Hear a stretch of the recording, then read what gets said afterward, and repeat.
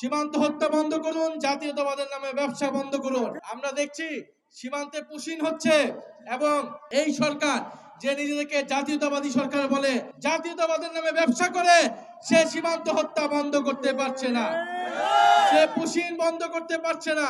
ফলে আমরা বলবো সীমান্ত হত্যা বন্ধ করুন, জাতীয়তাবাদের নামে ব্যবসা বন্ধ করুন এবং বাংলাদেশের সীমান্তকে সুরক্ষা দিন। প্রিয় কালীগঞ্জবাসী, জুলাই গণ অভ্যুত্থান হয়েছিল আপনার আমার অংশগ্রহণের ফলে।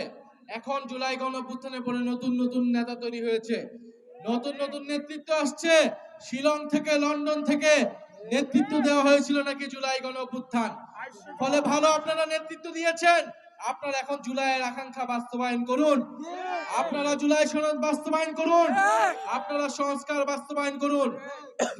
যদি জুলাই সনদ বাস্তবায়ন করতে না পারেন, যদি বিচার করতে না পারেন, তাহলে জুলাইয়ের নেতৃত্বের দাবিদার এ কথাটি ভুলেও মুখে আনবেন না।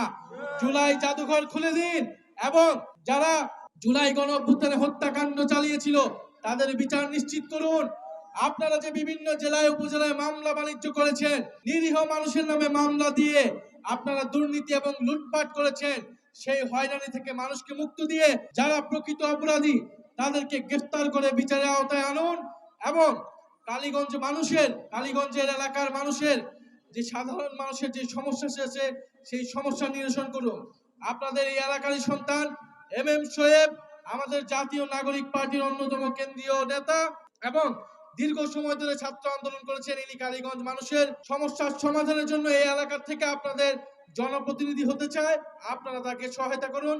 ইনশাআল্লাহ আমরা কালীগঞ্জবাসীকে একটা সুন্দর কালীগঞ্জ, আমরা বৈষম্যহীন কালীগঞ্জ উপহার দেব। ইনকিলাব জিন্দাবাদ।